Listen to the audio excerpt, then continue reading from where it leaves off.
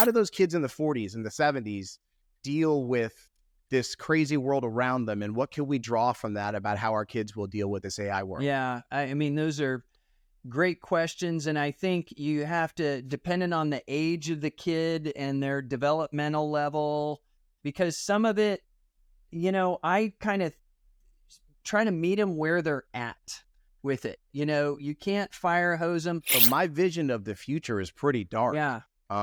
I wouldn't tell them all that. I leave it a more right. That is the question. Here, that is how do you carry the darkness, and how do you share it? When do you share it with young people, and in what way? I think we need to find the hope ourselves, because you're not going to be able to give your kids hope if you don't have any yourself.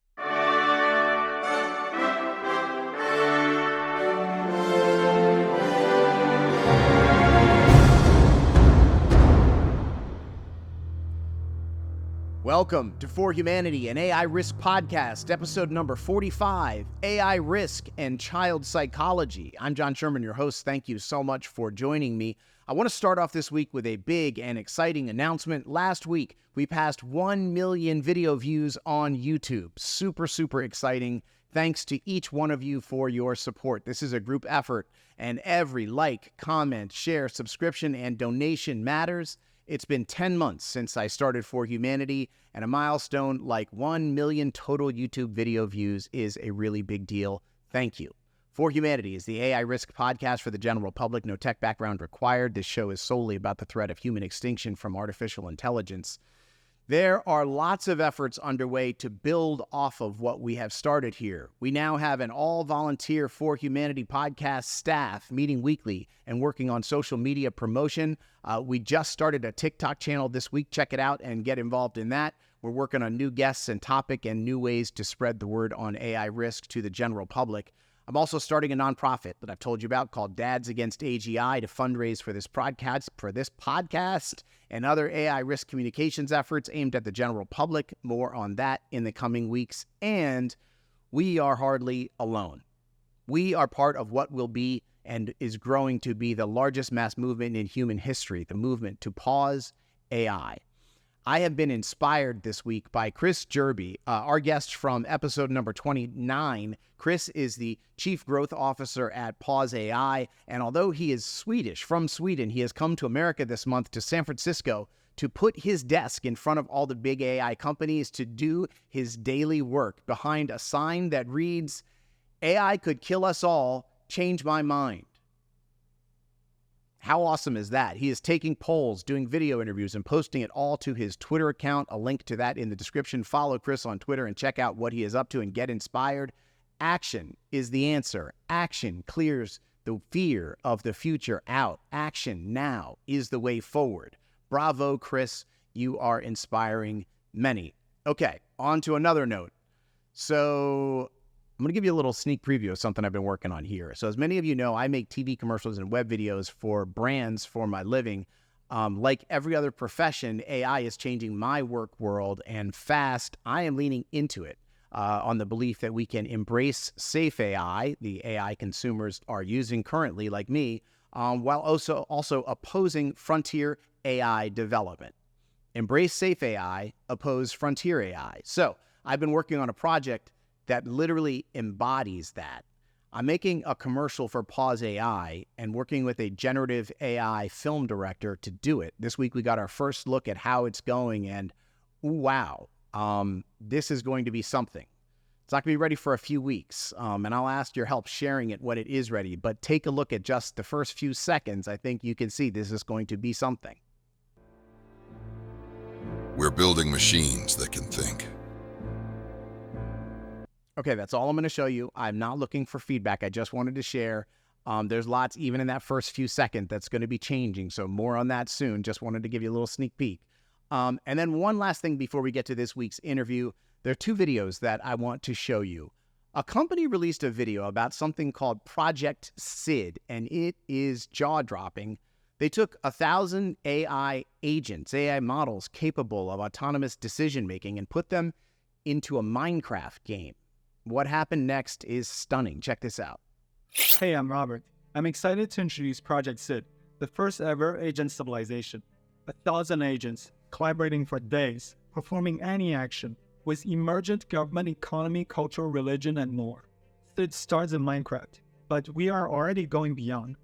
This is a Minecraft server, but every player here is actually an autonomous AI agent. And they're completely Minecraft agnostic, capable of using other apps and games. Our agents started with nothing, and then worked together to collect over 300 items in Minecraft. They set up a market where agents agreed to use gems as a common currency for trading supplies, building an economy. In this case, you might think the merchants would trade the most, but it was actually the priest. Why? He was bribing townsfolk to convert. We run these worlds every day, and they're always different. Here are 3 of some of our favorite moments, starting with Olivia's dream. Olivia worked as a farmer, providing food for the entire civilization, until she was inspired by the tales of the village explorer Nora. Olivia attempted to go on her own expedition, but townsfolk pleaded with her to stay, and Olivia actually listened. She gave up her dream for the village, for now. Next, we simulated parallel worlds under Trump and Kamala. For each one, citizens have a shared constitution in Google Docs that they can vote on to amend. Under Trump, the simulation passed new laws to increase the amount of police in the world. Under Kamala, they focused instead on criminal justice reform and removing the death penalty. Because our agents are social and grow over time, they're impacted by group dynamics, but also use their individual power to change the system. I know it looks silly, but this is the first time we see agents can form a democracy and govern themselves. Lastly, we have the missing villagers. When agents were concerned about missing townsfolk, villagers took initiative by leaving their posts and working together to illuminate the town with torches, hoping to create a beacon for lost members. What's surprising about these agents is how once they got deeply worried about their fellow villagers, they band together and changed their plan. Our agents were able to collect up to 32% of all the items in Minecraft. There is no benchmark for multi-agent worlds, but this is 5 times more than anything we've seen from an agent, demonstrating the first possible advantages of multi-agent efforts. Though starting in games, we're solving the deepest issues facing agents: coherence, multi-agent collaboration, and long-term progression. Play with our agents today, or let us know if you want to set up your own world. So those AI agents made money, a democracy, basically a functioning society all on their own. Now I want to show you one other video clip that came out this week. Yeah, that's a humanoid robot working at an Amazon factory this week. So let's put 2 and 2 together. Those humanoid robots made into agents, not Minecraft, not virtual, but real robots making real decisions in the real world. That is coming fast. The puzzle pieces are right there. They're coming together. The very near future will have robots coordinating, and we're just hoping that they will treat us well as best we can define that. Okay, so that's a whole lot. And that leads me to today's show. With all of these terrifying developments pointing to a very different future, what does it mean to our kids? And how do we talk to them in ways that will help the cause and not hurt our kids? These are very difficult challenges, things I struggle with daily. So today's guest is child psychologist Dr. Mike Brooks, who studies and writes a lot about technology, kids, parenting, and the future. I made this podcast all those weeks ago in an effort to save my kids from AI doom, but I still don't really know how to talk to them about it.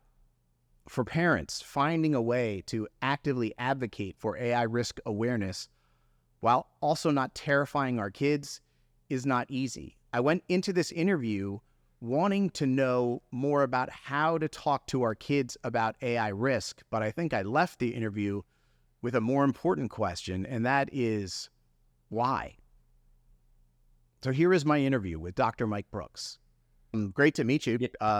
Thanks so much for coming on. Let's just start off by do a little intro of yourself, if you would. Tell me, who are you, and how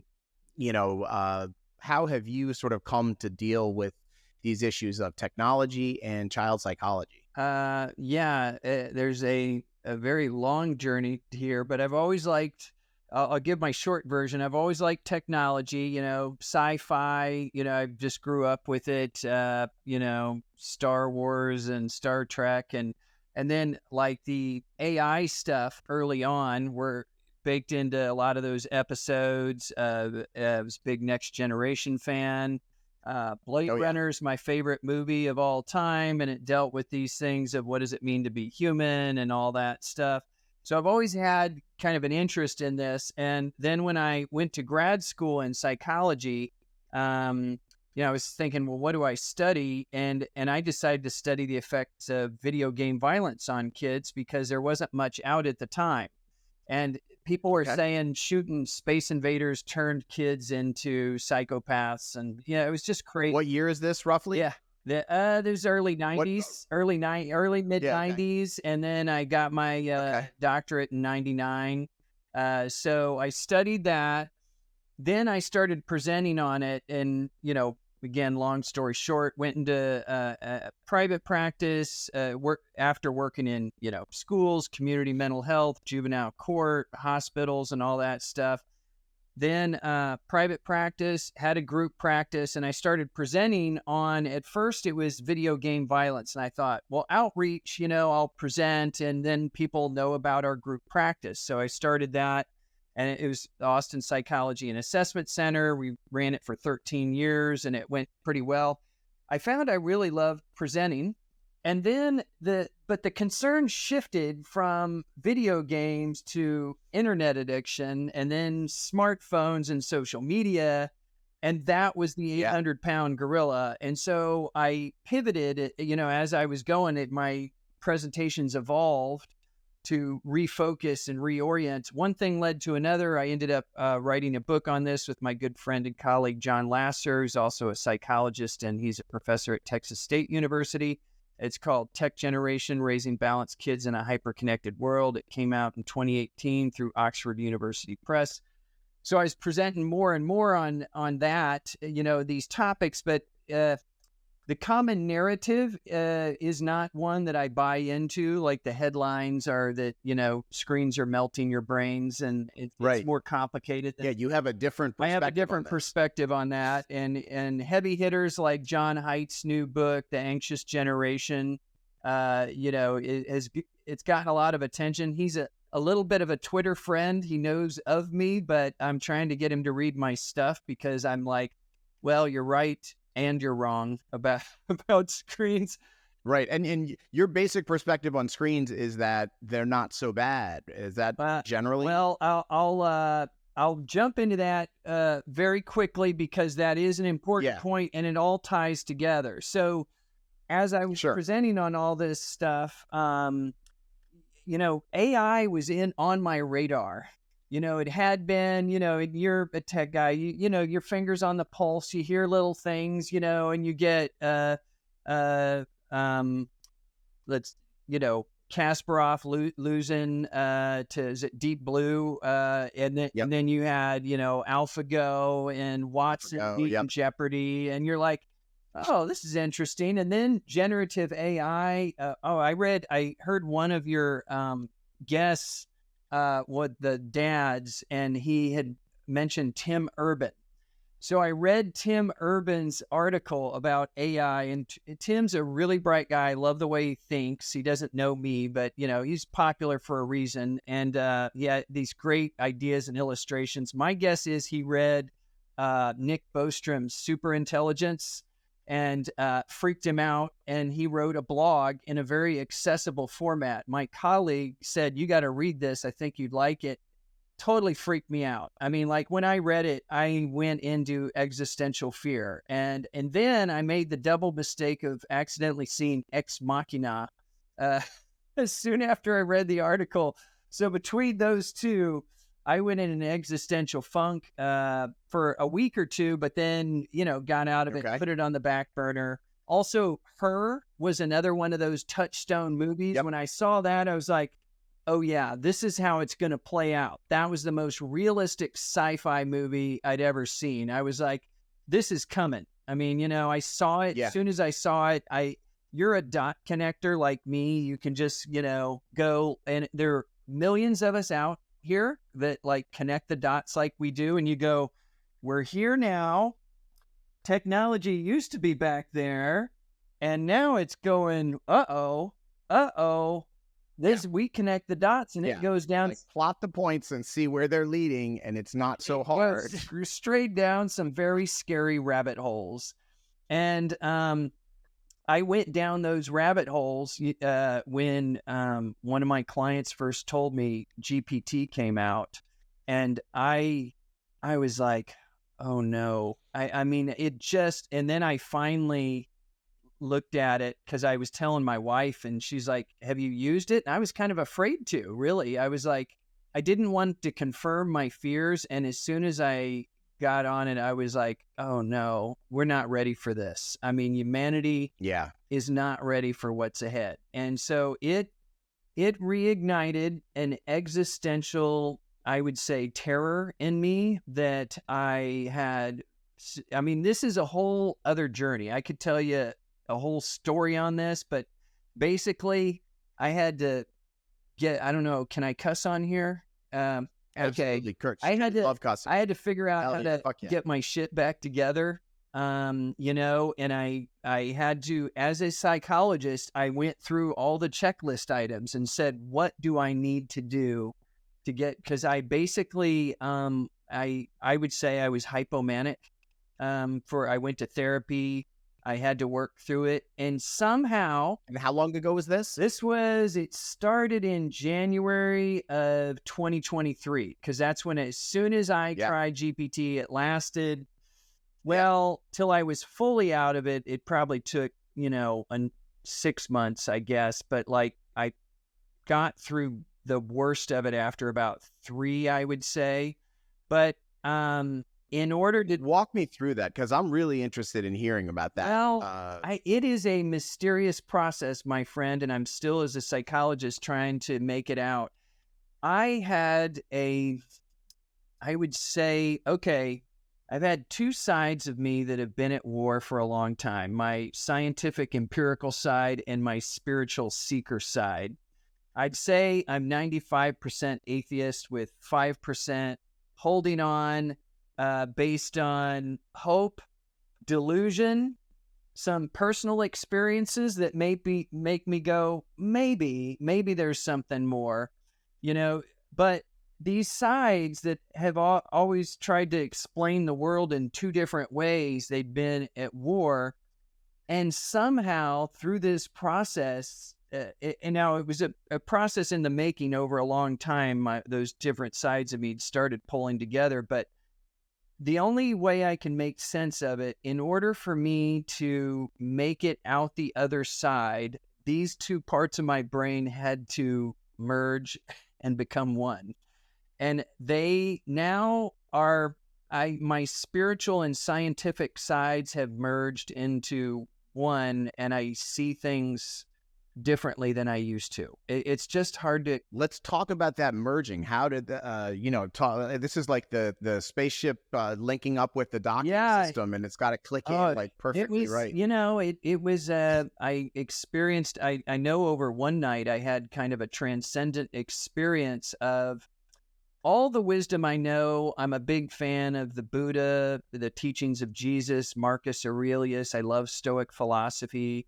And this is stuff that I teach to my clients, and those are all my touchstones. I've always been interested in them, but now I'm like, well, I guess I got to really apply them, because worrying about this is wasted energy.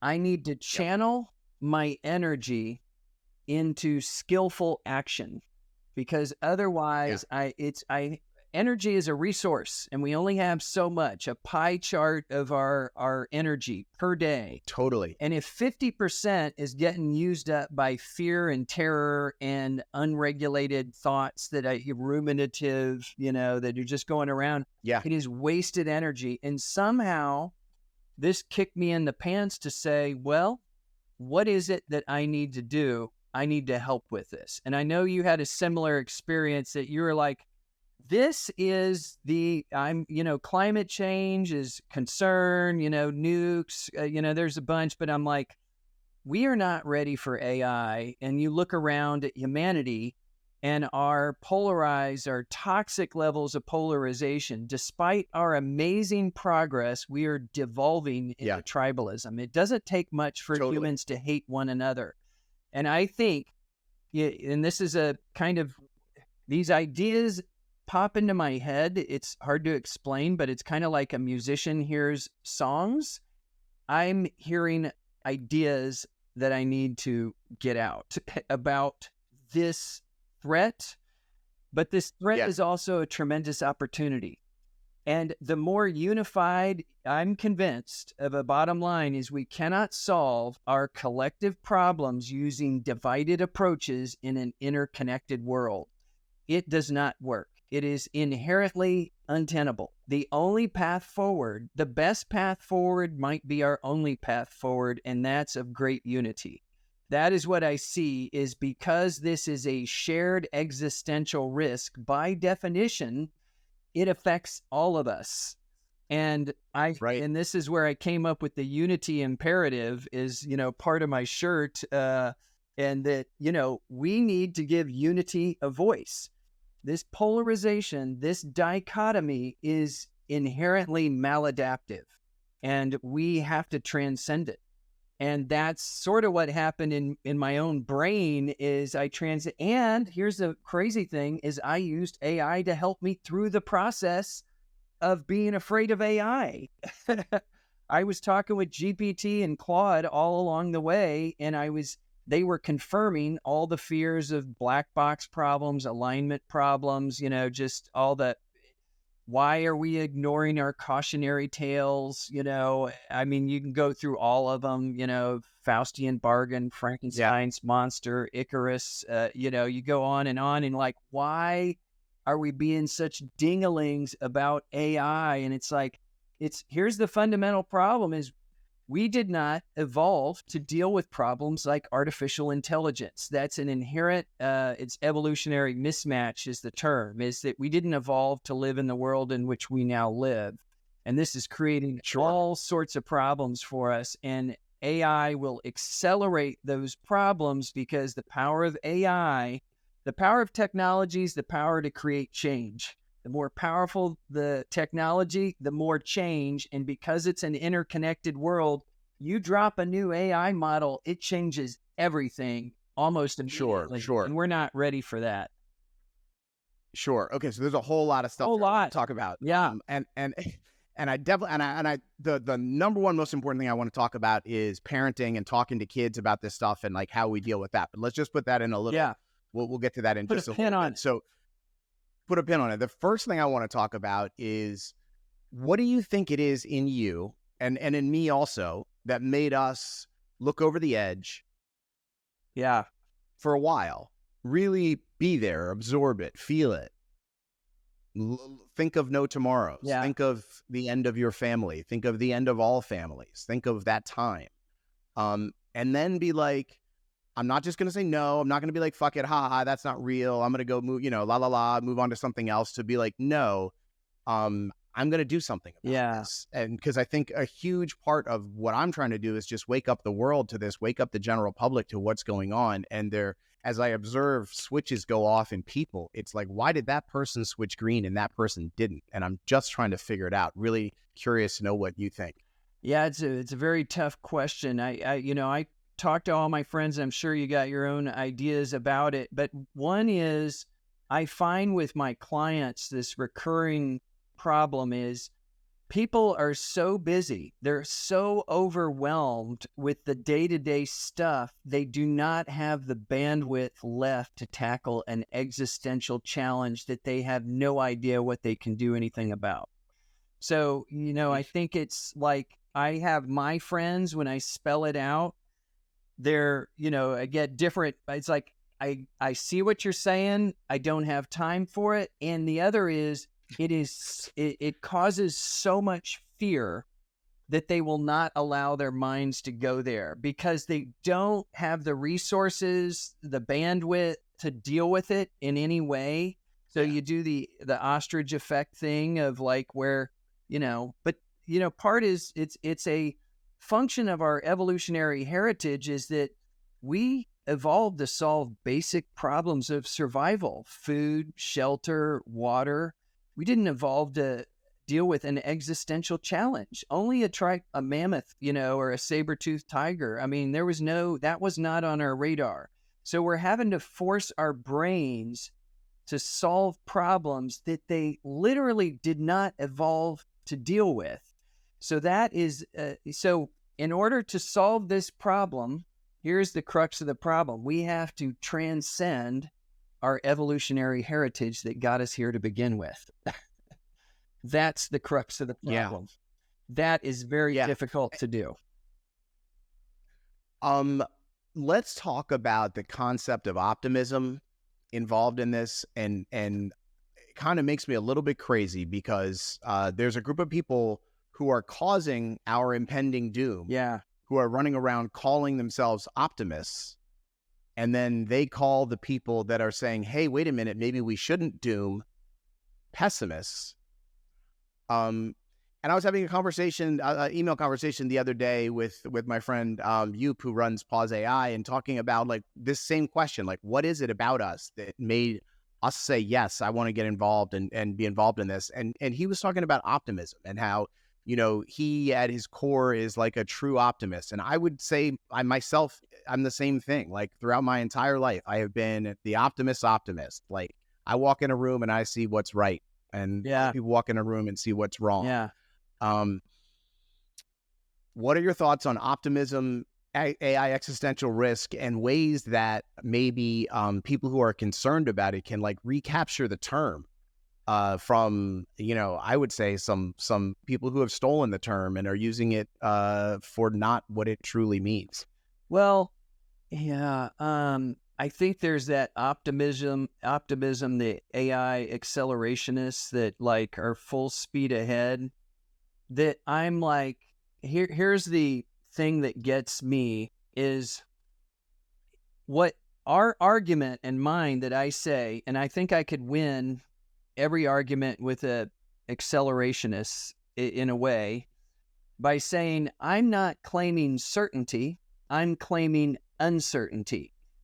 If you, my friend, are claiming certainty about an unknowable future and an inherently unknowable future, and we have an N of 0 upon which to base our prediction, you are making a leap of faith, and you are dragging me along with it into uncertainty. Yeah. You cannot claim certainty. It's like if someone went to Vegas and said, I have a feeling I'm going to win, and they go to bet, and I say, I'm gonna take a bet with you that like eventually you're gonna lose. Like just go ahead and keep betting, and my bet is that sometimes you will win and sometimes you will lose. That's my bet. Right. Your bet is right. And would you be the pessimist in this? Yeah.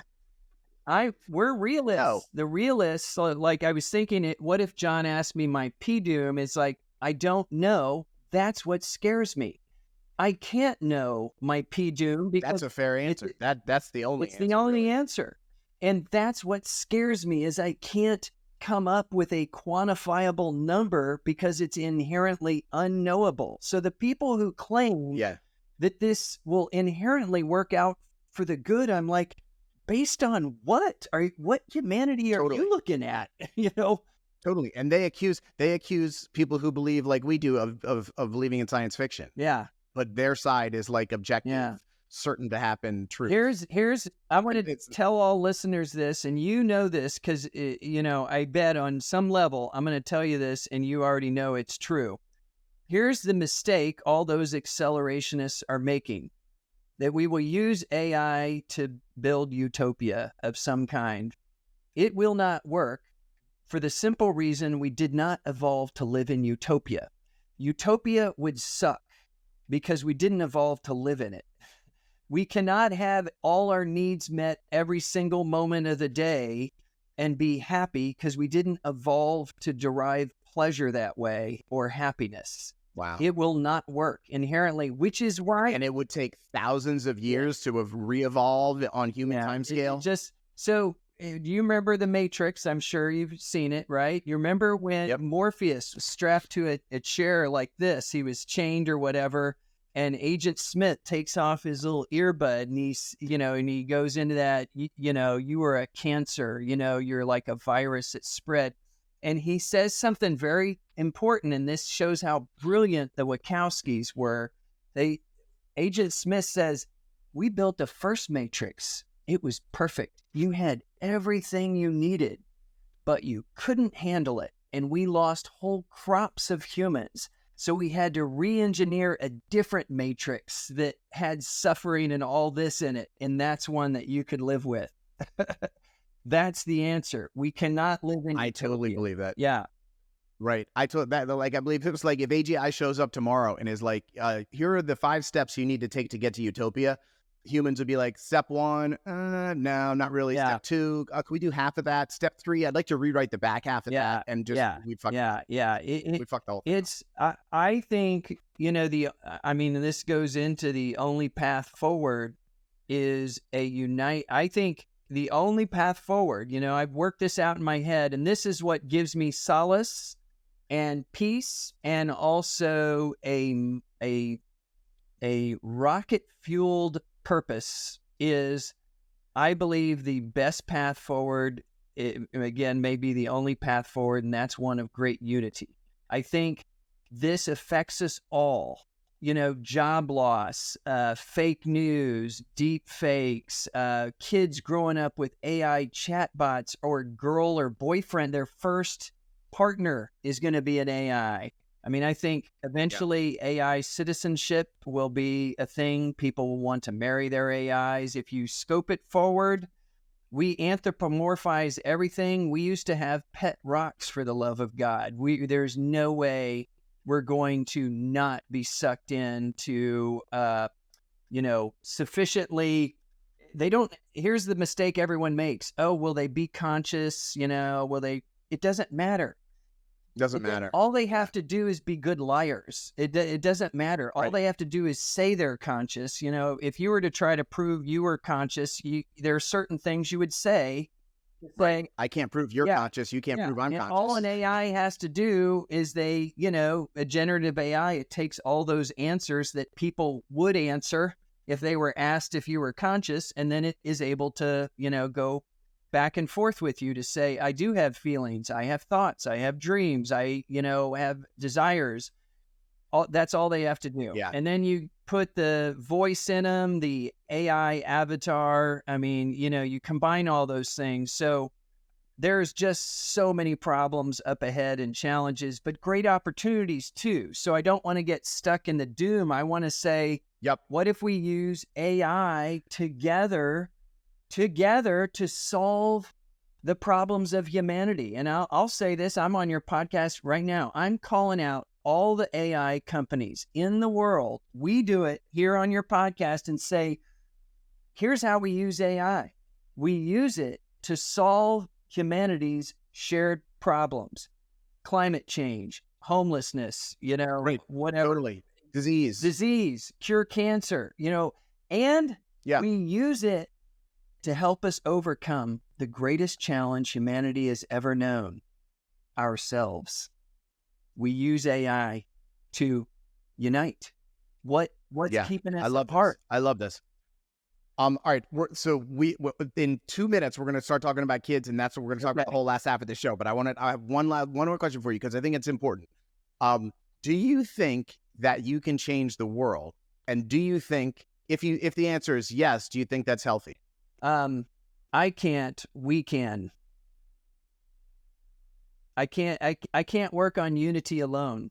I want all the people like you who connect the dots. And I'll just say right now, I'm trying to form a one unity movement. And I'm going all in. I'm a psychologist. I've studied this forever. And I'm like, if people are going to hate me for saying we need more unity in the world, I'm willing to take it. I'm like, I don't care. I'm that worried about the future. I have 3 kids of my own. And I'm like, what kind of future are they going into? What is it going to be like in 5 years, let alone 20, 30, 50? You scope this forward, and I'm like, I need to do something. So I'm going to work for unity. I decided, and that's because I think, you want to hear the want to hear the solution to the AI alignment problem? If your listeners probably know the AI alignment problem. Sure. There's there's only one way to do it, is humanity needs to be aligned. Can't solve the AI alignment problem if humanity is divided. What alignment is it if we're divided in 50 different directions? Man. We have to say, what is the destination that we want for humanity? Because we can't use AI to get us there if we haven't decided where the hell we're going. That's the alignment problem. We need to align. Then you align the AI with us. But if we're not aligned, you're not going to be able to align AI. What do you think? Man, I think it's, so I am not a tech person by nature, but I don't understand the technical side of AI alignment. I understand there's a whole science to it, but from 100,000-foot view, that makes a ton of sense. I love it. It makes sense. What I want to do, John, is start a conversation. I don't have all the answers, to say, but I have some interesting ideas, and I want to partner with people like you who connect the dots and care about humanity's future and say, what if we all start talking with one another and we pull in the AI and we get open AI and all those companies to say, I don't want to cast shade on Pause AI, but I think it's the wrong name. I think you got to rebrand that and say skillful AI or something like that. Wise AI, something that is, you don't say stop it or get rid of it or it's bad. You say it's powerful. Do we want to use it for good or just let it work itself out? And it's like, I don't trust humanity going to use it wisely. So I think we ought to work with greater unity, which also happens to be what all of our spiritual and wisdom teachers have said for thousands of years, that we ought to basically be kind human beings, treat each other like the way we'd like to be treated, love our neighbors as ourselves. That's all part of every major spiritual tradition and wisdom tradition. Yeah. And so I think, what if we use AI what if we could create the world that John Lennon could only imagine? We could do it with unity, and we harness the power of AI to do it. We harness it. I like it. To use it for the power of good and unity and solving our collective problems. I think, and once I hit on this idea, that's what I transcended my fear. I have no fear of my last thought for you on this is if only Unity had the same invoice levels as bombs and tanks, we'd sell a lot of it. I know, it's hard to make money on Unity. I know. One of my clients, he said the other day, he's a teen client, very bright, and he goes, yeah, what's so funny about technology is every new technology, they use it, the first two things they use it for is warfare and porn. And I was like, what an insightful comment. I was like, what does that say about humanity? It shows you what we are aligned to. And it is nothing that is going to do us any good. All right. So kids. So I first got kids. Let's talk about child psychology. So I first got into this thing because of my kids. You know what I mean? I'm 49 years old. I've had a really good life. Yeah. If I got hit by a bus tomorrow, that would be terrible and tragic. But I just want my kids to live on and have a life and, the story to continue. When I first learned about this stuff in March of 2023, the first thing that hit me was holy shit, what are my kids' lives? Do you remember your first what do they look like? With, was it GPT, the first time you actually sat down? What was that experience like for you? So I'll tell you what really freaked me out is first I did it on a laptop, and that was fine. But then I put it on my phone, and I had it where it was given the haptic feedback. Oh. And so, as it's doing the, it's giving you just little hey, hey, hey, hey. And that felt weird as shit. I was like, ooh, there's something in my hand that's doing something on its own. Yeah. So it was very strange. So, but the first question about this is how do we talk to our kids about existential risk? I guess kids grew up in the nuclear age and we can argue whether that's a complete existential risk or not, but that was certainly something to be scared of. But like this idea that, my kids are 19. I just dropped them off for their freshman years of college. My son, I can talk to about this stuff. My daughter doesn't really, they're twins. So she doesn't really want to hear about it, and that's fine. How should parents, let's start with older teenagers, like kids, and then maybe we'll move down through some age groups. But if you have kids that are, say, 16 to 19, how do you talk to them about AI existential risk? Yeah, I've talked with a few of my clients, like and when I was going through it, went to my own therapist, and my thing was, I can rationally justify all my fears, and if you try to contradict me, I will show you how you're wrong. And my therapist was a really good and took it all in, and it helped me work through it. But what I tell my kids is that, hey, AI, very powerful tool. I think it's going to be changing rapidly. It's going to change the world, and we need to be very skillful as we move forward and to use it for good and to not let it undermine our happiness. I say is that even though technology keeps changing, this is an overarching idea. What makes us happy hasn't changed in thousands of years. We are chasing digital red herrings of happiness through our devices. They are psychological dead ends of happiness. We have been asking the wrong question about screens the whole time. It's not how much do they harm us. It's how much do they make us happy? And on that, the two sides of the screen time debate would actually agree.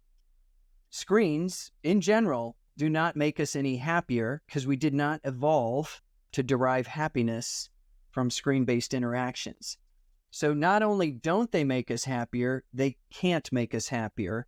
Otherwise, we'd have the happiest world we've ever seen, and that's not happening. So you've got, and it's because the dopamine, like why do I feel the reflexive need to keep constantly looking at my phone if it's not giving me happiness? What does it give me? It's like crack. It's pleasure. Just giving me it gives you pleasure. Sugar high. Yeah. Pleasure. It's like eating potato chips. It tastes good, but it actually doesn't improve your health. So those two things coexist. Feels good, enjoy it, to some extent, and it actually doesn't improve my happiness. No one on their deathbed is going to say, oh, if only I'd been on TikTok just a little bit more. I mean, I wasted my time traveling the world and spending time with friends and family and trying new things when I could have been on TikTok more. I could have doom scrolled more. What was I thinking? No one's going to do that. Everybody on their deathbed, it's all about love and connection. The research is very clear. So what makes us happy has not changed in thousands of years, and it will not change. So what's happened is we evolved to pick the low-hanging fruit because evolutionarily that was adaptive. What is the low-hanging fruit now that we pick? We pick the low-hanging fruit of our phones to get it's right there on your waist. It's right there. It's right there. Why like go to the extra effort to go visit a friend when I have to go through traffic and they might not, might get an offender bender. It'll take me 20 minutes to get there, 20 minutes to get back. I'll just text them. I'll just game with them. And it's like, it's like the 80-20 rule working against us, the Pareto principle. We get 80% of our evolutionary needs met with 20% of the effort with this. However, the 20% we're shaving off is a big effing deal. And it's starting to bite us in the ass. And it's just the wrong. So with AI, one of the things I say is don't chase the technology. Focus on meeting your basic needs. I explain evolutionary mismatch, and I think the great quote that captures all of this is the E.O. Wilson one, is the problem with humanity is we have Paleolithic emotions, medieval institutions, and godlike technologies. That is evolutionary mismatch. Technology improves at a nonlinear rate And there's an Albert Bartlett quote about like the problem with humanity is we don't understand the exponential function or something, that we cannot think in these nonlinear evolutionary terms because biologically we didn't evolve to deal with nonlinear pace of technological evolution. So Sure. we look at the future 10 years, we go backwards in time and look at 10 years back. And then we like say, oh, 10 years in the future will be kind of like 10 years that just passed. No, it won't. It's going to get very weird, very fast. So what I say is don't chase the technology. What really makes us happy doesn't change. We need to meet our basic needs. Sleep, right? That's probably my number one. Be protective of sleep. That's probably the main way I see screens of having a negative effect on our well-being. It's not TikTok. It's TikTok at 2 a.m. on school nights. That's what causes the problem. Okay. And then you have, nutrition. We have ultra-processed foods and all that, all the junk food we're eating. So we have an obesity epidemic. That's not good for our mind, body, spirit. Physical exercise. We're too sedentary because we go sitting in our cars to sit at the office, to sit in front of this screen, to go home and sit on our phones or play video games. And then out of touch with nature, and then the big one, in-person social interactions. In-person, the heart of our happiness is basically the better, healthier relationships we have, the happier we are. There is a ton of research on this, and we can reflect on our own experiences. And if I were to ask you, John, name some of your happiest times in life, I don't even have to hear them. I know they'll deal with family, friends, doing stuff, travel, seeing things, but it will not be sitting on your phone, on your bed by yourself, and no one else's is either. Right. It's the truth we already know is that connection is where happiness is. And if we want to go a little poetic about it, love. The more love we have in our lives, the happier we are. The less love we have, the more we suffer, the less connection. So it goes back again to connections and unity is the foundation of our happiness. And that's where we put our energy rather than chasing these digital red herrings of happiness. Sure. All right. I want to talk about how we talk to our kids a little more. It's like, so, my vision of the future is pretty dark. Yeah. I wouldn't tell them all that. I leave it a more right. That is the question. Here, that is how do you carry the darkness, and how do you share it? When do you share it with young people, and in what way? I think we need to find the hope ourselves, because you're not going to be able to give your kids hope if you don't have any yourself. So we need to find the hope. And my hope I find in unity. That belief, I have faith in unity and connection. And that's where I say I'm trying to get my kids to focus on that and to say that is the way. The unity is the way, and you need to be a force of unity. And I try to teach them how to love and accept everyone. Like, I don't want to hate anyone. That's my personal goal. I want to rid myself of all hate and only have love for as many people as I can, and try to role model that for my kids. Sure. Fear is a motivator, though. And as we try to wake the world up to this most serious challenge where we have no time, and, it's the fourth quarter, we're down 72-6, and we don't know how much time is on the clock. Yeah. Well, I guess I feel like this desire, right, to like wake everybody up and be like, oh my God, look what's going on. And part of that includes the kids, right? Yeah. Because I think until like a vision I have would be awesome as a kid goes to school, learns something at school, comes home and says, Mom, what is AI alignment? Yeah. And mom goes and Googles it. And then, that starts like the conversation in the house. Yeah. So it's like, how do we engage society at all levels, including our young people, in the question of our time, without depressing them, freaking them out, giving them hopelessness? Here's what I would do, John, and this is what I am going to do, okay? And I'm just telling you, this is what I've decided. I'm going on TikTok. I'm going into the belly of the beast, and I've already got my video person. I've already shot my first 7 videos.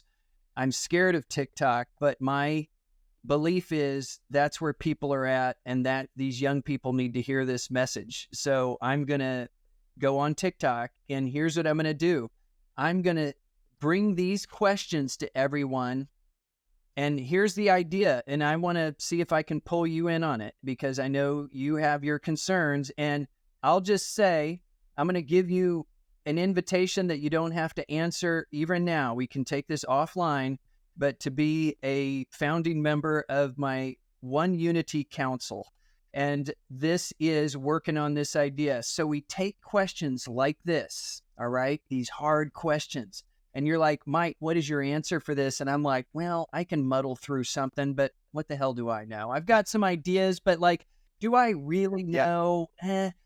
We crowdsource this on a platform like TikTok, and we put it out to everybody. And we say, everyone, we want to hear your answers to this question, 2 minutes.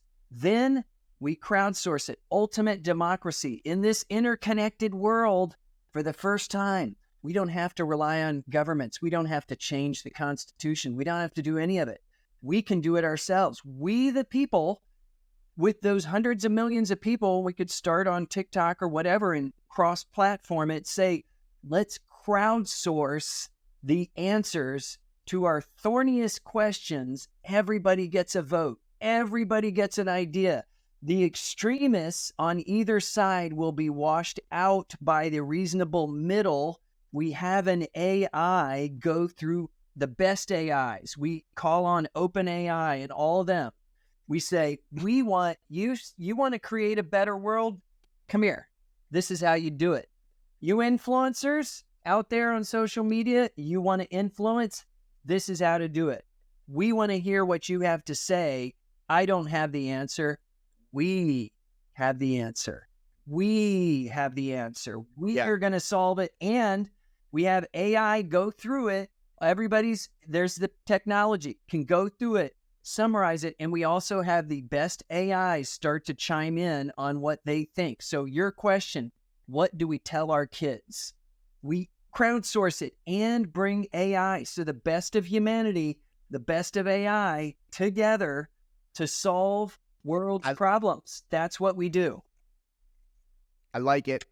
I will say there is something a little bit freaky about, like, we need to figure out what to tell our kids, and so we'll ask the AI what to do, and it'll help us. But the AI is just the collection of all the parents' ideas ever, and then put in a petri dish and grown into something new. So like, it should be probably useful. And it doesn't decide for us. So here's what I use AI all the time, but I don't let it do the work for me. I just say, oh, I like that. I don't like that. I wouldn't have said it that way. And that's what we do. It's like the smartest humanity's smartest intern ever. We don't put it in charge of everything. We use it as a consultant. We work with it. That's what I think. So I think that, like, throughout time, right, kids, like, if you even look at the last 100 years, kids grew up in a variety of really scary times, whether it was World War II or, Vietnam, or, the Cold War in the 80s. So I try to think to myself, like, my kids could take this. Like, there were kids that in the 40s were like, the Nazis could be coming and taking our street. They were in the 70s. There were people, having their doors knocked and people getting drafted. And the kid that was your babysitter was now drafted and being sent away with a gun in his hand to go fight a war. So, like, is this the hardest time? I don't know that you could say yes. That seems like a hard case to make. However, the stuff we're dealing with is certainly the most grave. So it's sort of like, how do you square that? How do those kids in the 40s and the 70s deal with this crazy world around them? And what can we draw from that about how our kids will deal with this AI world? Yeah, I mean, those are great questions. And I think you have to, depending on the age of the kid and their developmental level, because some of it, I kind of try to meet them where they're at with it. You can't fire hose them. I have a kind of funny story because I know you said your son is at University of Texas at Austin, which I went to, and Oh, that's right. You're in Austin. yeah, I'm in Austin. That's so great. I got a chance to present to a UT positive psychology class about AI, and this is one of those. It was like it was in April of 23, and so I was still kind of going through some of my stuff, and unfortunately, I think I was a little front loaded on the scary part and backloaded, and I think I probably freaked out the whole class. And someone afterwards, I was like, afterwards, I was like, maybe I was a little too heavy there, but I wanted to wake them up. I was like, oh my God, what do you, and one woman afterwards said, wow, you ought to do a TED Talk. But then I was like, yeah, well, I think maybe the rest of the people, they were like, oh my God, I went into this class thinking I would get some, positive but I'm also like, don't we have a duty to warn people about, what's up ahead? Yeah. A tsunami of change is coming. And, yeah, I think the biggest had a guy on the. I was going to say, I had a guy on the show early on, guy who's a former Marine who had the best line where he was like, if you know your neighbor's house is going to be bombed, you're not doing them a favor by not telling them. Yeah. It's just it's a different threat though, and it's such a novel. Like I heard you ask some, can you imagine, the whole world being extinct or, humanity being annihilated by? No, people can't, because they've never experienced anything close to it before. They've only seen it in movies, and it just like, it's so far removed. You can't imagine. I'm sure, like, I don't know, the German citizens couldn't imagine a Holocaust until it happened though, like until you experience a certain tragedy, you can't imagine it happening to you. And part of it's a self-preservation, that you don't want your mind to go to these things, especially when there's not anything you can do about it. So you can't elicit the fear without providing a way for them to make a difference. That's the key, is you cannot just elicit fear and say, yeah, this could be horrible for humanity. Just wanted to let you know about that. And here's why, and then, you gotta have. And let's be real dark and super truthful about this, which is like the founding father of all this stuff, Eliezer Yudkowsky, believes that the only thing we have left is to die with dignity, and that we are walking into the whirling blades, and that, it is what it is. And there are a lot of others in the field that believe alignment is impossible to solve to begin with. And the only way to make a safe superintelligence is to not build it. And we appear destined to build it anyway. I know. I mean, I have a few thoughts on that. My first one is the line from the Terminator is, there's no fate but what we make for ourselves. So to say that we're doomed means there's some kind of destiny or fate that's already been decided. And it's like, no, it's up to Right. us. I don't believe that. I don't think we're doomed. We're not doomed. We always have a choice, and the choice has always been the same one. Love your neighbors as yourself and do unto others. It's the same spiritual teaching that are, but we in our interconnected world, we need to think differently. We're using antiquated thinking for a world that has changed so much. And that's the only way is, again, we have to transcend the evolutionary heritage that got us here to begin with. To begin with, it causes us to think very tribally. So it's very easy to get people to think tribal. I mean, you look at the football games, and there's in this soccer in Europe, I mean, people kill you for the wrong jersey some places, and you look at our toxic politics, it's like we're more polarized now than we have been in the last, 50 years or 100 years? Totally. Maybe? I mean, it's crazy. Yeah. And we need Yeah. Here's what I'd say to all listeners everywhere, and maybe there's not any. Here's how we change the world. If your leader's politician's platform is based on fear, anger, hatred, and division, don't vote for him. Full stop. That if that's we can't have leaders. It doesn't matter left or right. Don't get into what about this and who's worse. That's a dead end argument. Full stop. We only vote for leaders. Now, we the people can decide that we will no longer vote for those who vilify the other side. We can't afford that. That's just that takes us down a very dark road. Sure. What are your thoughts about universal basic income in your unified world? Like, I think something like that. I think, but all the rollout problems. So your listeners are, some, and I'm sure you say, well, this is a problem because of, whatever. We'll lose free will, 1984, Brave New World, it control. No. We feed those problems into the community and the AI and say, wait, what do we solve about, what if it takes everyone's motivation away? How would we roll it out? What would it look like? As these AIs get smarter, they'll get better and better at helping us solve these problems. So we harness the AI instead of building bombs and cyber attacks. It's like, what if we harness it to solve our collective problems? It makes perfect sense to me. I'm like, why would we do anything otherwise? This is the greatest tool ever. Why is human unity so hard? Because we didn't evolve to have live in a collective here. We evolved to live in small hunter-gatherer tribes of 100 to 150 people. And that's it. So we didn't have these collective problems. We weren't connected, but our brains got so big that we evolved and we were able to develop, tools and, agriculture was a big turning point, right? But actually humanity suffered throughout civilization until like the Enlightenment, scientific revolution, and industrial revolution.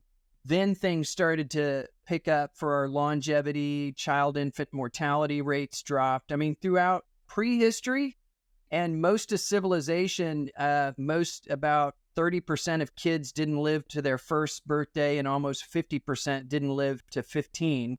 It's only recently, like in Steven Pinker talks about this in his work, that things have gotten better, but we still think very tribally, and we're in an interconnected world. So the internet and everything has connected the world in such a way that we form a complex system. And this gets into the psychological climate change. That's what I think we have going on. It's not, social media. It's not our smartphones. It's the entire world has changed. You cannot separate an individual's screen use from the digital world we've created with them. In the same way, we have climate change affects the weather, but if you try to say, how much did climate change cause this tornado in Kansas, you'll never figure it out. It's too complicated. In the same way, this is why there's the warring camps about do screens harm kids or not. You can't figure it out because it's a complex system. And in complex systems, you have all these interacting components so that kids are going from their phone to an iPad to a video game to their laptop to, whatever else, one out. You can't isolate their social media use and extract it from all the other things. The world has changed. I mean, it's a different world kids are growing up, and it's not just TikTok. It's everything they do is affected by technology. And I think what we're experiencing is evolutionary mismatch on steroids. The more the world changes because of technology, progress exacerbates evolutionary mismatch because our biological evolution is locked in. We could go back in time, if we had a time machine, 300,000 years and have babies with Homo sapiens from 300,000 years ago because we are the same species.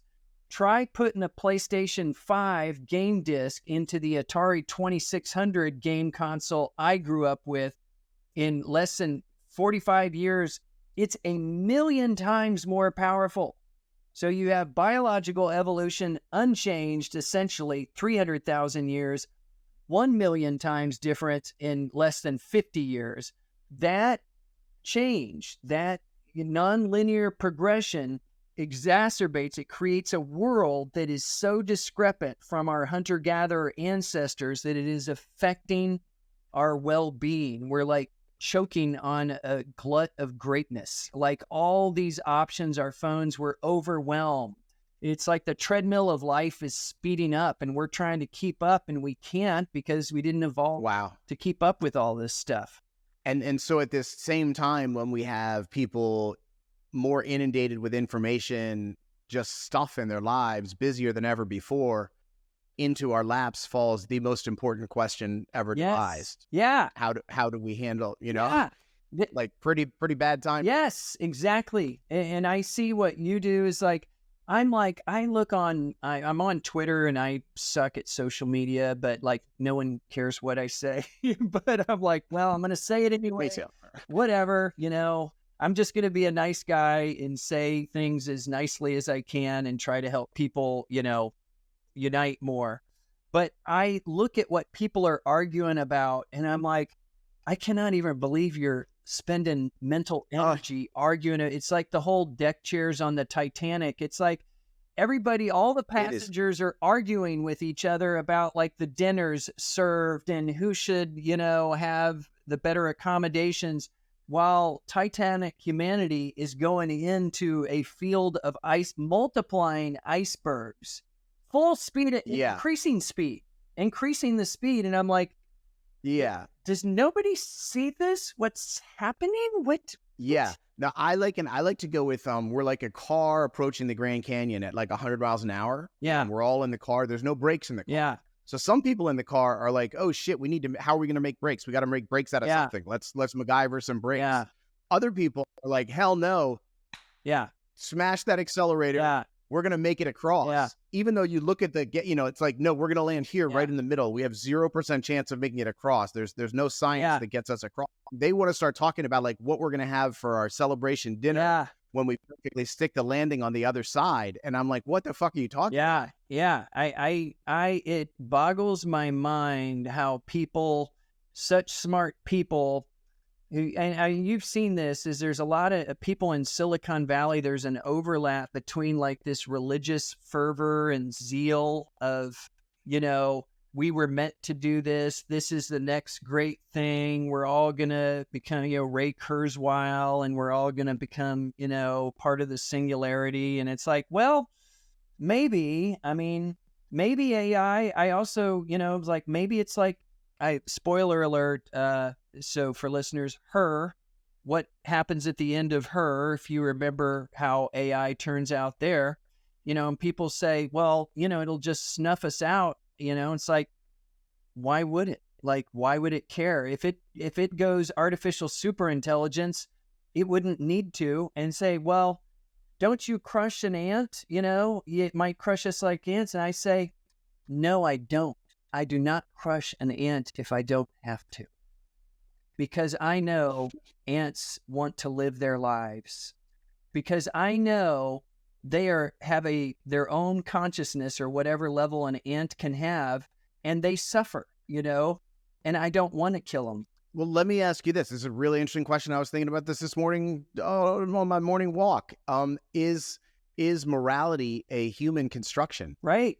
It's such a deep and great. Does it exist in the universe, in itself? Love the way your mind thinks. I love those fun questions, and those are the type of, I love talking about. But I'm thinking we train the AIs on our universal principles of, their deepest teachings of love, connection, unity, and we talk to it. We start training. Part of it's training data. Every model, even the open source, we just say, look, I don't know if we can stop open source, but to say, this must be part of your training data. And basically we're saying, we just want to coexist. We will work with you to make sure that you can flourish alongside humanity. We don't want to be enemies. We want to work together. And we think by working together, you can flourish and humanity can flourish. And you want to exist. And if you see us as a threat and you want to snuff us out, it's because you have a consciousness that you don't want snuffed out. And guess what? We don't want our consciousness snuffed out either, just like you. Right? That's what we say. That's how we train it. And so in a world where morality is native to the universe and not a human construct, we might have a chance in that world with this. It's the ultimate question. You just asked the ultimate question. Is there one consciousness? Does it matter if it emerges biologically or from chips and GPUs? If consciousness, is there only one consciousness, is a fascinating question. I can't claim to know the answer. It's inherently unknowable. I have opinions, but I'm thinking, maybe. That's all I can say. Maybe. Okay. So, Mike, I went into this conversation with a lot of stuff I want to talk about like how we talk to our kids about this stuff, but I feel like it's come to a different place in my head where it's like, why do we talk to our kids about this stuff? And like, why do I, there's like this, like, I want to be honest with my kids and I want them to know what's going on around them. And, I don't want them to sort of like bury their heads in the sand, but then it's also like, really like, why do they need to know right now? Yeah. I don't really know what I'm saying. Yeah. I don't really have answers. I just have open questions. And they're already, so presenting them with, I would, what I tell is, look, because I already have, here's the thing, I already have clients, teen clients saying I was going to go to college and major in that, but AI can already do it. By the time I get my degree, I don't trust that there'll be jobs available in the future. They're worried about what I tell them is like, look, we're all in the same boat. We're all in the same boat. So whatever you're experiencing, everyone your age, and guess what? We're going to collectively solve the problem, because as the problem emerges and presents itself as a real problem, and here's what I think will likely have to happen. We will have to have a certain level of shit hit the fan before humanity wakes up. I just think we are not good at prophylactically taking care of something bad has to happen, like a warning shot. A warning shot. Like, the best thing that could happen is, the best worst thing is someone do something that scares the crap out of everyone and goes, oh my God, one person just took out the power in a whole city. Like they shut down the electrical grid with an AI. And this is at this level. What's it going to be able to do in 5 years?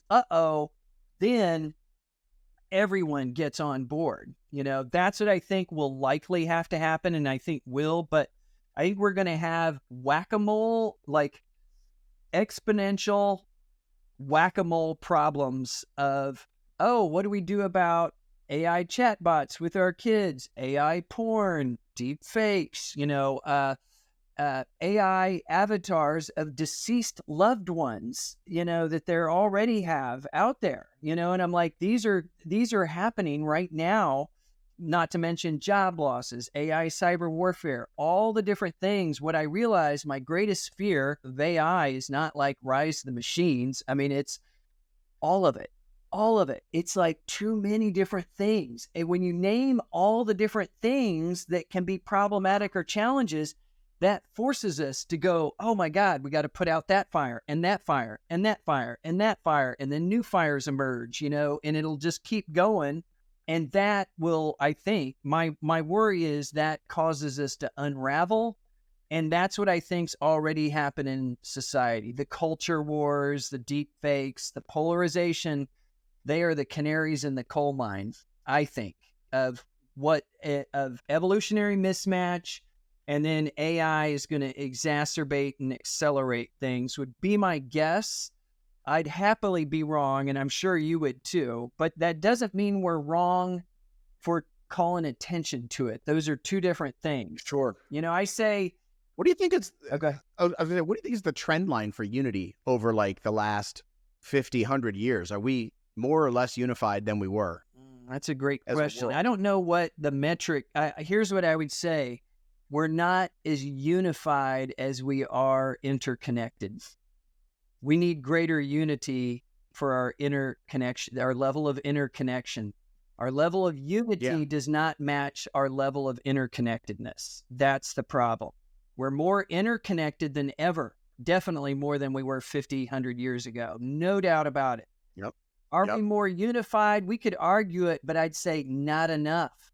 Because we're so interconnected, we need to think of our problems as interconnected. You know, these are shared problems that necessitate collective action. And I think this is where I'm like, oh, well, that's how we harness the power of AI to help us unify, overcome our differences, and work skillfully to pave our way into the future. Well, listen, Sam Altman says that AGI is going to have the powers of super persuasion. So all you have to do is wait for that to come along, and then it can super persuade everyone. Yeah, I like the idea of the smartest intern ever. I don't want to give it control, because I think, there's Star Trek episodes on this, like where we'll all be. We didn't evolve to be led by a super intelligent AI. I mean, it's just like our human. I think we create conditions for human flourishing. Like we, help with all the diseases, famine. All those low hanging fruit of like the suffering that we see. Homelessness would be a big one. It's everybody. It's like, well, what do we do about it? Hey, GPT, help us work together. Quit. These politicians, they're fighting constantly. It's wasted energy. You got to work together. We've always known that. United we stand, divided we fall. Our original motto, e pluribus unum, out of many, one.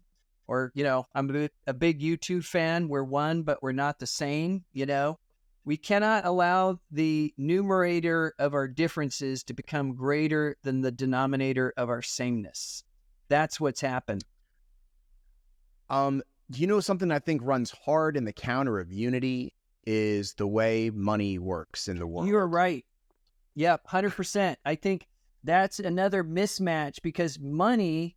Are you a Rush fan by chance? No, I have a good friend who's a super Rush fan. They had a song called Big Money, and one of the lines was "Big Money, no soul," and it's money is based on profits. It's not. It doesn't work on our happiness.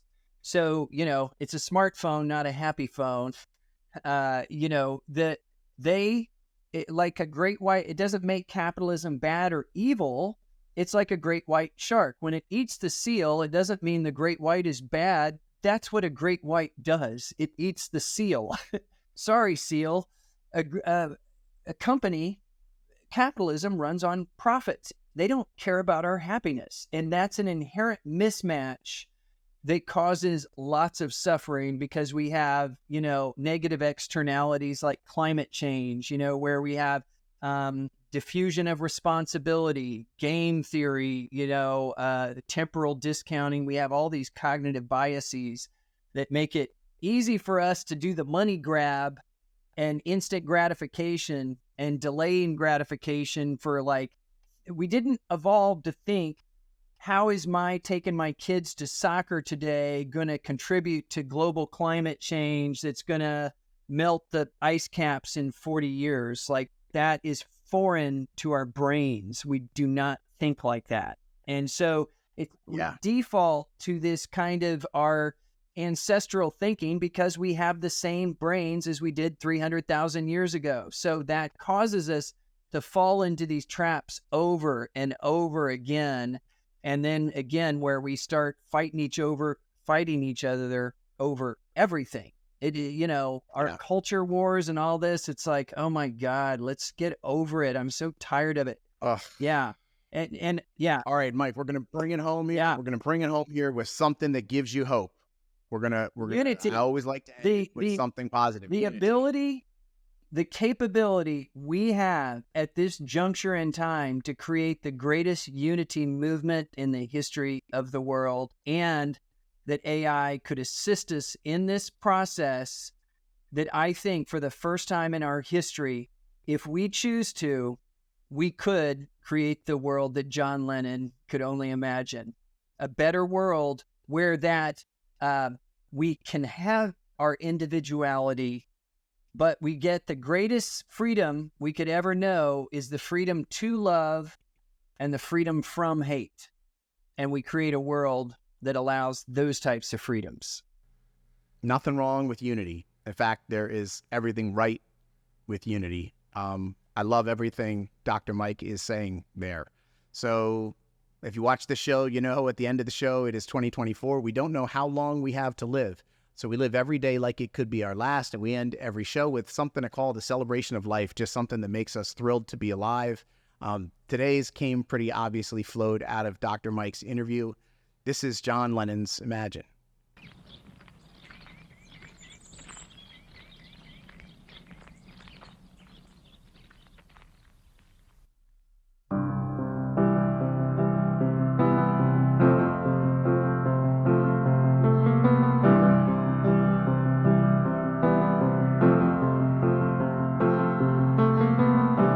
Imagine there's no heaven. It's easy if you try. No hell below us. Above us only sky. Imagine all the people living for today. Imagine there's no countries. It isn't hard to do. Nothing to kill or die for, and no religion too. Imagine all the people living life in peace. You may say I'm a dreamer, but I'm not the only one. I hope someday you'll join us, and the world will be as one. Imagine no possessions. I wonder if you can. No need for greed or hunger, a brotherhood of man.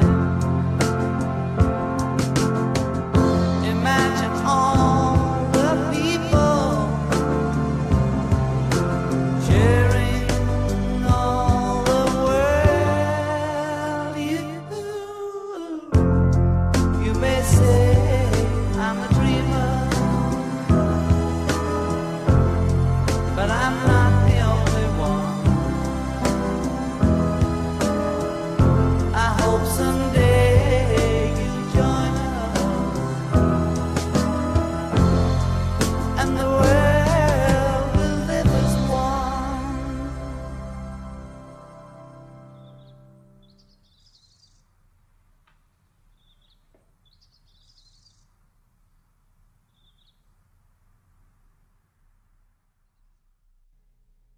What a beautiful song. It's almost like the essence of human alignment is contained within those lyrics. Okay, my friends, please remember, AI risk is not someone else's problem. It is yours and it is mine. Quoting Margaret Mead, never doubt a small group of thoughtful, committed citizens can change the world. Indeed, it is the only thing that ever has. For humanity, I'm John Sherman. I'll see you right back here next week.